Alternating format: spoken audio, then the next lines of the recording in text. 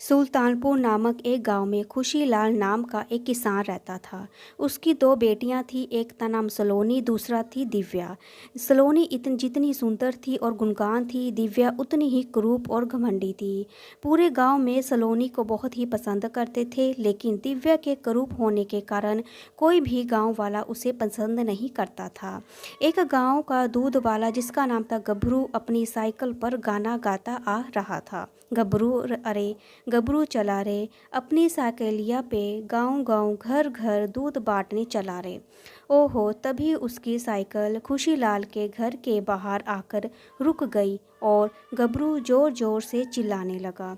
गबरू, कोई है? अरे दूध वाला गबरू आया है भाई, अरे बाहर आओ, अरे ओ सलोनी, जल्दी से बाहर आओ। उसके आवाज़ लगाते ही दिव्या बर्तन लेकर बाहर आती है। गबरू, अरे रे धत तेरी की, ये क्या देख लिया गबरू? अरे छी छी छी, सुबह सुबह पूरा फ्रेश मूड खराब हो गया भैया। हाय, इस काली कलूट को देख लिया। अरे रे, कितनी बार कहा है तुम दूध लेने तुम मत आया करो, लेकिन तुम हो कि अपना ये बदसूरत चेहरा उठाकर मेरे सामने आ जाती हो। तभी वहाँ पर बहुत ही सुंदर दिखने वाली सलोनी आती है। सलोनी, अरे क्या हुआ गबरू भैया, क्यों चिल्ला रहे हैं आप? सब ठीक तो है ना? गबरू, अरे रे क्या कहा भैया? अरे मैं तुम्हारा भैया थोड़ी लगता हूँ, लेकिन सलोनी जी, आज आप क्यों नहीं आई दूध लेने, बल्कि आपकी ये काली बहन आई, जिसे देखकर मेरा पूरा मूड ही खराब हो गया। हाँ, अगर आपको पहले देखता हूँ तो मेरा पूरा दिन बन जाता है भैया। आखिर कितनी स्मार्ट जो हैं आप। दिव्या, ये सब तेरे ही कारण होता है। तू ही मेरी सबसे बड़ी दुश्मन है। तेरे इतने सुंदर होने की वजह से मुझे ऐसी बातें सुननी पड़ती हैं। और देखो तो सही, इस कद्दू जैसे गबरू को खुद तो 2 इंच का भी नहीं है, और कैसे मेरे काले रंग के कारण मुझे बदसूरत बोल रहा है। अरे खुद को कभी देखा है आईने में? आया बड़ा मुझे बदसूरत कहने वाला। चल जा यहाँ से गबरू। अरे रे, तो ठीक ठीक है, भड़कती क्यों हो भाई? अरे जा रहा हूँ यहाँ से। सलोनी, नहीं नहीं दीदी, ऐसा बिल्कुल भी नहीं है। तुम मेरी प्यारी बहन हो, तुम जैसे भी हो मेरी बहुत प्यारी बहन हो। ना जाने तुम क्यों ऐसा सोचती हो। तभी दिव्या और सलोनी के पिता खुशीलाल वहाँ आते हैं। खुशीलाल, अरे उठ गई मेरी दोनों प्यारी बिटियाँ। क्या बात है दिव्या बेटी, आज तो तुम भी जल्दी उठ गई, वरना रोज़ तुमसे पहले तो सलोनी बेटी ही उठा करती है। दिव्या, क्या कहना चाहते हैं आप पिताजी? आज जल्दी उठ गई मतलब यही कहना चाहते हैं कि मैं रोज़ कितनी देर तक सोती हूँ, और आपकी प्यारी सलोनी बिटिया कितनी अच्छी है, रोज़ सुबह जल्दी उठ जाया करती है। आखिर इस सलोनी की तो तारीफ़ करते हो, इतनी सुंदर जो है, मैं इतनी कुरूप जो हूँ। इसके बाद दिव्या वहाँ से चली जाती है। खुशीलाल, अरे नहीं नहीं बेटा, तुम ऐसा क्यों समझती हो? मैं तुमसे उतना ही प्यार करता हूँ जितना कि मैं सलोनी से करता हूँ, लेकिन ना जाने क्यों तुम ऐसा सोचती हो। सलोनी, अरे पिताजी आप चिंता मत कीजिए, दिव्या तो बस ऐसे ही बोलती है, दिल की बहुत अच्छी है मेरी बहन, आप चिंता मत कीजिए। देखिएगा एक दिन दिव्या दीदी ऐसी बातें करना बंद कर देगी। अच्छा अच्छा पिताजी, आप गांव के बाज़ार जाकर तो मेरे लिए लाला की दुकान से गर्मा गर्म समोसे लेते आना, आज बहुत दिल कर रहा है। खुशीलाल, अच्छा अच्छा ठीक है बिटिया, ले आऊँगा तेरे लिए समोसा। अच्छा, अब मैं चलता हूँ। थोड़ी देर बाद खुशीलाल समोसा और जलेबी लेकर आता है। खुशीलाल, अरे कहाँ हो मेरी प्यारी बिटियों दिव्या और सलोनी? अरे जरा देखो तो सही में, मैं तुम्हारे लिए बाजार से समोसे और जलेबी लेकर आया हूँ भाई। अरे देखो देखो, बाहर तो आ जरा। सलोनी, अरे पिताजी आप आ गए। अरे वाह, कितने सारे समोसे और जलेबी लेकर आए हैं। वाह, मुझे तो बहुत ज़ोर की भूख लगी है। दिव्या, हाँ हाँ, ये समोसा और जलेबी भी पिताजी तेरे लिए लाए होंगे। आखिर तू पिताजी की इतनी सुंदर बेटी है ना। जा जा तू ही खा ले। सलोनी, ये गर्मा गर्म समोसा और जलेबियाँ। खुशीलाल, अरे नहीं सलोनी बिटिया, ये समोसे और जलेबी तो मैं तुम दोनों के लिए लाया हूँ। तुम हमेशा ऐसी बातें क्यों करती हो बेटी? तुम भी मुझे उसी तरह प्यारी हो जिस तरह सलोनी। फिर क्यों दिव्या बिटिया ऐसा बोलती हो तुम? तभी दिव्या चुपके से अपने कमरे से बाहर आती है और रसोई में जाकर देखती है कि समोसे और जलेबी रखी है कि नहीं। तभी दिव्या चुपके से सभी समोसे और जलेबी में लाल मिर्च मिला देती है और चुपचाप वहाँ से चली जाती है। जैसे ही सलोनी समोसे और जलेबी खाती है, मिर्च की वजह से वो चिल्लाने लगती है। सलोनी, इतनी मिर्च इन जलेबी और समोसे में कहाँ से आ गई? हाय, मैं मर गई। देखते ही देखते मिर्च की वजह से सलोनी का बुरा हाल हो जाता है। तभी दिव्या सलोनी को छुप कर देख रही होती है और दिव्या, वाह वाह, अब आया ना मज़ा। अरे वाह सलोनी, तेरी ऐसी हालत देखकर तो मज़ा ही आ गया। बेचारी सुंदर सलोनी।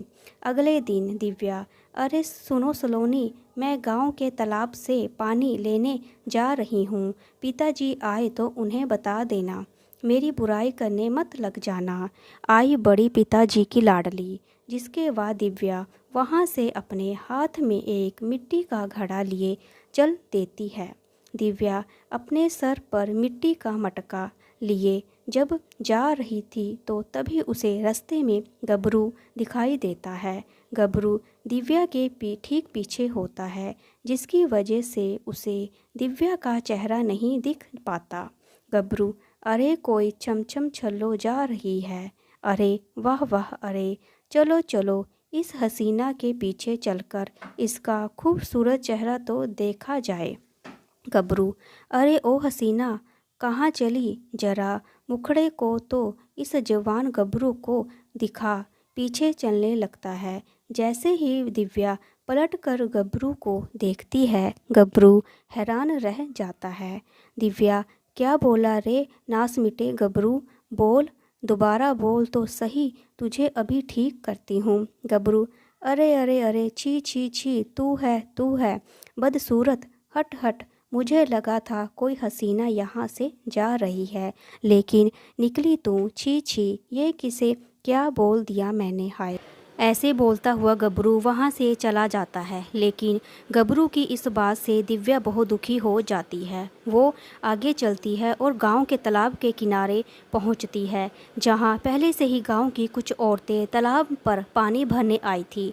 वो सब दिव्या को देखते ही अजीब सी शक्ल बना लेती हैं।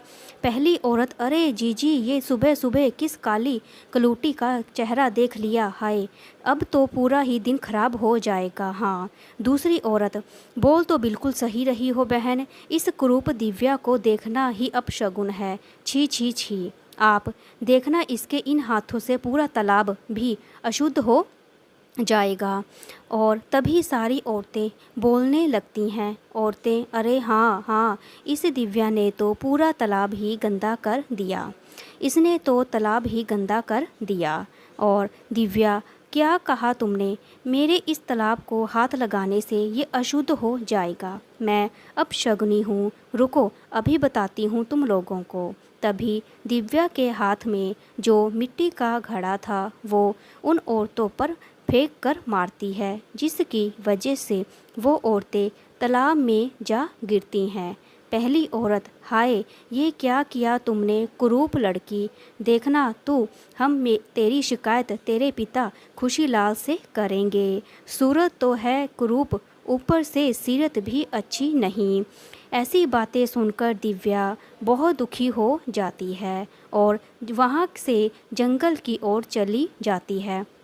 वो एक पेड़ के पास बैठकर रोने लगती है। उस पेड़ के ऊपर गधेया भूत बैठा था। वो आराम से खराटे मारकर सो रहा था। तभी उसे दिव्या के ज़ोर ज़ोर से रोने की आवाज़ सुनाई दी। गधेया भूत, अरे ये कौन है भाई जो इतनी ज़ोरों से रो रहा है? कैसे इंसानी लोग हैं, चैन से सोने भी नहीं देते। तभी गधेया भूत दिव्या के पास आता है। गधेया भूत, अरे ओ लड़की, क्यों रो रही हो तुम?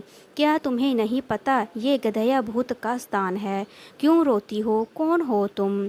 अरे छी छी, कितनी कुरूप लड़की है, कितनी काली कलूटी, हाय हाय, छी छी छी, तुम तो बिल्कुल ही सुंदर नहीं हो, मेरा तो पूरा मूड ही खराब हो गया। दिव्या उसे देखकर थोड़ा डर जाती है। दिव्या, अरे क्या तुम सच में भूत हो? लेकिन तुम कितने गंदे दिखते हो, छी छी। लेकिन तुम भूत इसलिए तुम्हें मेरी तरह लोगों के ताने नहीं सुनने पड़ते। मेरे कुरूप होने की वजह से कोई भी मुझे पसंद नहीं करता। अब तुम ही बताओ मैं क्या करूं? अब बस बहुत हुआ, मैं और जीना नहीं चाहती।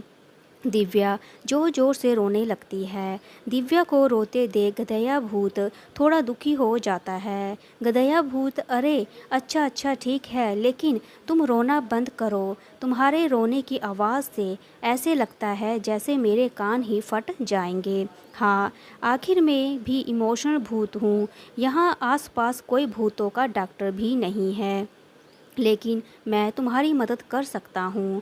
तुम्हें एक कुरूप लड़की से बहुत ही सुंदर रूपवती लड़की बन सकती हो तुम, बिल्कुल ऐश्वर्या राय की तरह। दिव्या, क्या तुम सच बोल रहे हो गधेया दूत? ऐसा हो सकता है? क्या मैं भी अपनी सलोनी बहन की तरह सुंदर हो सकती हूँ? फिर तो कोई भी गांव वाला मुझे कुछ भी बोलने की हिम्मत नहीं कर पाएगा। मुझे सभी के ताने से छुटकारा मिल जाएगा। बताओ ना, ऐसा हो सकता है गधेया भूत? मैं तुम्हें बता दूं, लेकिन इसके बाद तुम मुझे ककड़ी खिलाने होगी। हाँ, ककड़ी लकड़ी भैया भूत को पसंद है। ककड़ी, हाँ हाँ, लेकिन ध्यान रहे लड़की, सबसे सुंदर बनने के बाद अगर तुमने अहंकार किया तो फिर हमेशा के लिए तुम और अधिक कुरूप हो जाओगी और वापस से कभी सुंदर नहीं बन पाओगी और तुम्हें ऐसे ही अपना जीवन बिताना होगा। दिव्या, नहीं नहीं गधेया दूत, मैं कभी अहंकार नहीं करूँगी। मैं तुम्हारी ये बात हमेशा ध्यान रखूँगी। हाँ, लेकिन तुम मुझे सबसे सुंदर बना दो। सबसे सुंदर, बहुत सुंदर। गधेया दूत, आलू ककड़ी बकड़ी करूप लड़की से तुम बन जाओ सुंदर लड़की। ऐसे बोलते ही देखते गधेया दूत अपनी शक्तियों से दिव्या को बहुत ही सुंदर बना देता है। दिव्या ये देखकर बहुत खुश हो जाती है। दिव्या, अरे वाह, मेरा रंग दूध की तरह एकदम सफ़ेद हो गया। वाह वाह, अब तो मेरी जैसी पूरे गांव में कोई नहीं होगी। तुम्हारा बहुत बहुत धन्यवाद। गधेया दूत, अच्छा अच्छा ठीक है, अब तुम जाओ, लेकिन मेरे लिए ककड़ी लानी मत भूलना। हाँ। जिसके बाद दिव्या अपने घर जाती है, जहाँ उसकी बहन और बाकी सब गांव वाले दिव्या को देखकर बहुत ज़्यादा हैरान हो जाते हैं। आदमी, अरे ये क्या, देखो भैया, इस दिव्या को तो देखो, ये तो इतनी कल्लू थी और अब देखो ये तो बहुत ही सुंदर हो गई भैया। अब इसके जितनी सुंदर तो पूरे गांव में कोई दूसरी लड़की नहीं है भैया। वाह, ये तो चमत्कार ही हो गया। दिव्या ये बात सुनकर बहुत ही खुश हो जाती है और अपने घर जाती है, जहाँ सलोनी बैठी हुई उसका इंतज़ार कर रही थी। लेकिन सलोनी जैसे ही दिव्या को देखती है, उसके होश उड़ जाते हैं। सलोनी, अरे ये क्या दीदी, तुम तो पूरी तरह बदल गई। आखिर कहाँ गई थी तुम? मुझे बताओ, मैं और मेरे पिताजी तुम्हें कब से ढूंढ रहे थे। दिव्या, हाँ हाँ ठीक है, अब आ गई ना मैं, और ये देख, अब मैं तुमसे भी ज़्यादा सुंदर हो गई हूँ। अब तू देखना, पूरे गांव में सिर्फ मेरी ही सुंदरता के चर्चे होंगे। अच्छा, मैं जाकर अपने कमरे में आराम करती हूँ, आज बहुत थक गई हूँ मैं। जिसके बाद दिव्या वहाँ से अपने कमरे में चली जाती है। सलोनी, आखिर ये दीदी को क्या हो गया है? दीदी एकदम से इतनी सुंदर कैसे हो गई? मेरी तो कुछ समझ में नहीं आ रहा। उधर सब जब से दिव्या सुंदर रूप हुई है, वो गांव वालों को कुछ नहीं समझती, बस सबको अपने सुंदर होने का घमंड दिखाया करती थी। एक दिन दिव्या सब्जी खरीदने गांव के बाजार जाती है। तभी उसे एक भिखारिन बुढ़िया अपने हाथों से दिव्या के हाथ को पकड़ लेती है। बुढ़िया, अरे ओ बेटी, मुझे कुछ खाने को दे दो, कई दिनों से कुछ नहीं खाया, कुछ खाने को दे दे बेटी। दिव्या, अरे छी छी, कौन हो तुम? मेरा हाथ छोड़ो, तुम्हारी हिम्मत कैसे हुई मुझे छूने की? छोड़ो मेरा हाथ, तुमने अपने गंदे हाथों से मुझे गंदा कर दिया। छी छी, अब मुझे घर जाकर गंगा जल से स्नान करना होगा। ये सब सुनते ही बेचारी भिखारिन बुढ़िया बहुत दुखी हो जाती है और गुस्से में आ जाती है। बुढ़िया, क्या कहा तूने? गंदे हाथ? बहुत घमंड है ना तुझे अपने रूप पर? तो जा, मैं तुम्हें श्राप देती हूँ, आज के बाद तेरा ये रूप चला जाएगा और तू फिर से कुरूप हो जाएगी। अरे जा भिखारिन, तेरी जैसी मामूली बुढ़िया मुझे क्या श्राप देगी? चल जा यहाँ से, मैं गांव में सबसे सुंदर हूँ और हमेशा में मैं सुंदर रहूँगी और मुझसे सुंदर और कोई नहीं होगा। दिव्या अपने घर जाती है और जाकर सो जाती है, लेकिन जैसे ही सुबह उठती है, सलोनी उसे देखकर हैरान हो जाती है। सलोनी, अरे ये क्या हुआ दीदी आपके चेहरे को? ये कैसे हुआ? दिव्या, अरे तू जलती है मुझसे इसलिए ऐसे बोल रही है ना? हाँ, मेरा सुंदर चेहरा अच्छा नहीं लगता ना तुझे? आई बड़ी। तभी दिव्या शीशे में अपना चेहरा देखती है। उसका पूरा चेहरा बेहद ही कुरूप हो जाता है और चेहरे पर एक बड़ी सी नाक उग जाती है। तभी दिव्या जोर जोर से चिल्लाने लगती है। दिव्या, हाय हाय, ये क्या हो गया? तभी दिव्या गधया दूत के पास जाती है। दिव्या, अरे गधया दूत, ये देखो ना क्या हो गया, क्या कर दिया तुमने? मुझे पहले से भी अधिक बदसूरत बना दिया। मेरे चेहरे पर ये कितनी भद्दी दिखने वाली नाक उग आई है। ये क्या किया तुमने गधया दूत? अरे हाँ, सच में ये क्या हुआ? तुम तो पहले से भी अधिक भद्दी दिख रही हो। छी छी, और ये क्या तुम आज इतने दिनों बाद भी खाली हाथ आई हो? कहाँ है ककड़ी? यहाँ ना जाने कितने दिन से मैं रोज़ तुम्हारी राह देखता हूँ। तुम कब मेरी फेवरेट ककड़ी लेकर आओगी और कब मैं लबाबदार ककड़ी खाऊंगा? दिव्या, मैं तुम्हारे लिए बहुत सारी ककड़ी लाऊंगी और बस मुझे एक बार और सुंदर बना दो। गधया दूत, स्वार्थी लड़की हो तुम। जब तुम्हारे ही कारण हुआ है, ये सब तुम्हारे कारण ही हुआ है। तुम्हारी ये दशा जो भी है तुमने ही की है। सुंदर होने के बाद तुम बहुत अहंकारी हो गई थी। देखो, मैं एक बार अपने जादू से तुम्हारी मदद कर सकता था, क्योंकि लोग तुम्हें बहुत ताने मारते थे, लेकिन तुम हो कि सुधरने का नाम नहीं ले रही हो। अपने आप को सच में एंजेलिना जोली समझने लगी हो भी। अब भुगतो, मैं तो चला ककड़ी ढूंढने। ये कहकर गधया दूत आसपास में उड़ने लगता है और वहाँ से चला जाता है। गधया दूत की ऐसी बातें सुनकर दिव्या जोर जोर से रोने लगती है। दिव्या पूरे जीवन अपने कुरूपता के साथ ही बिताती है और गांव वाले उसे देखकर खूब मजाक उड़ाते हैं और आखिर उसे अपने अहंकार की बहुत भारी कीमत चुकानी पड़ी। अगर आपको मेरी ये वीडियो अच्छी लगी तो प्लीज़ लाइक करें, शेयर करें, सब्सक्राइब करें। Thank you so much.